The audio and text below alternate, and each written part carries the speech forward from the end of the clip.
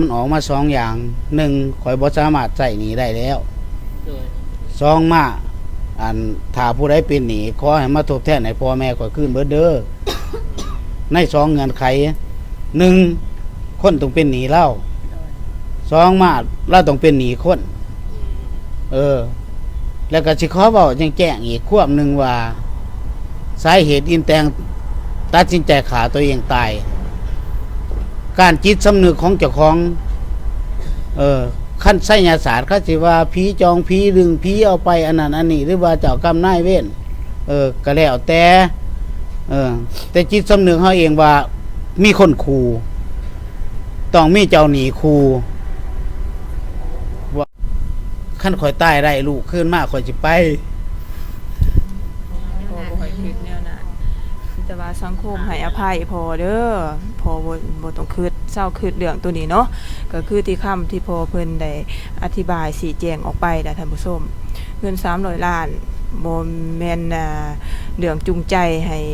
หมอลำอินแตงไปโดดเนาะบ่แม่นจักดีเลยเพราะว่าเงินใน300 ล้านนี่เป็นนิดเดียวเท่านั้นเนาะเพราะว่าหมอลำอินแตงนี่ไปล่ำแต่ละเทื่อนี่ภายในปีนึงนี่ก็ไหลเกินกว่านั้นอีกโมเมนแห่งจูงใจเด้อเงิน300 ล้านของพอเนี่ยโมเมนแห่งจูงใจเลยเนาะมีแต่ว่าพอเพิ่นคิดว่ามีเจ้าหนี้มาคูว่าอันนั้นข่าวสังคมได้ออกไปว่ามีคนมาถามหนี้อยู่เฮือนมีบ่พอมีว่านี่มาผู้หนึงโทรมาถามลูกหลานอ้อมกลางอ้อแมวนี่ก็มีแต่บ่ทันเห็นโผล่เข้ามาเนาะจักมื้อเขาก็สิมาก็ยอมแล้วพี่น้องเอ้ยเฮาเอาหยังมาสู้ได้เฮาบ่มีดอกบ่มีหยังสิมาตอบแทนอ้ายเนาะให้มาถามพอว่าหมอลำอินแตงมีครอบครัวแล้วบ่มีลูกแล้วบ่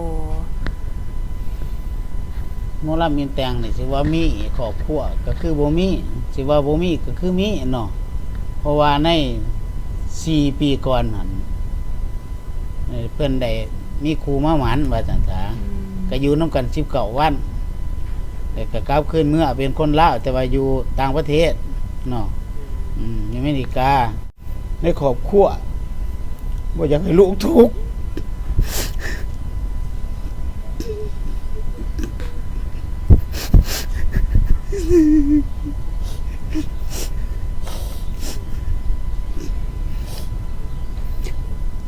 พวกครอบครัวเฮาเสียหายในครั้งนี้บ่มีแนวเปรียบปานเสียมหาศาลบ่แม่นแต่เฮาดอกเสียคนเบิดประเทศชาติเบิดโลกนี่เขาก็เสียคือกันเขาเสียดายคนที่เฮ็ดได้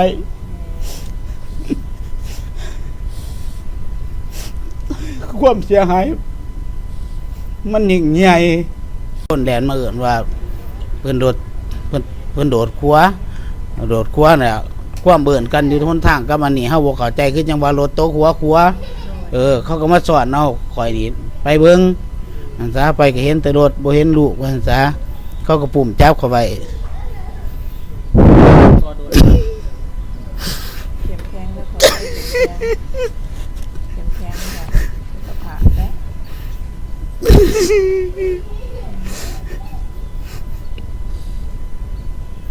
ก็อยากให้ต้นน้ำลูกก็เอามามึงอึ้งก็ได้ว่าไปเขาในเฮือนเขาในเฮือนกับอ้ายกับแม่ถามกันว่าเป็นจังไดลูกเพิ่นก็นั่งลงกราบตีนข่อยว่าพอเอ้ยลูกได้ทำผิดไปแล้วสิว่าจังไดก็อย่าว่าจังไดก็ว่าเรื่องความเสียใจบ่เคยมีเงินใน300 ล้านในชีวิตคนมาว่าซั่นซะขายเฮือนมาจังเฮาได้เงินหันก็ได้ว่าลูกคือเฮ็ดได้เฮ็ดลงลูกพ่อแม่เฮาในครอบครัวเฮามีเงินเท่านั้นจะเอาไปใส่ผู้เดียวสิให้พ่อแม่กินหยังลูกแต่นอนแล้วก็ย่างไปสะโดดรถจอดอยู่นี่แหละคนเก่านี่แหละย่างไปสะโดดเขาได้ย่างน้ำก้นเพราะว่าจะไปใส่ลูกเขาจะเป็นในเมืองเขาเรียกมาหรอกพอแม่ได้ว่าคันมึงสิไปกูไปน้ำในที่แม่ขึ้นรถเดี๋ยวแม่ถามว่าจะไปใส่ลูกกูไปตามเปิงเขานี่แหละก็อยากให้ต้นน้ำลูก อืม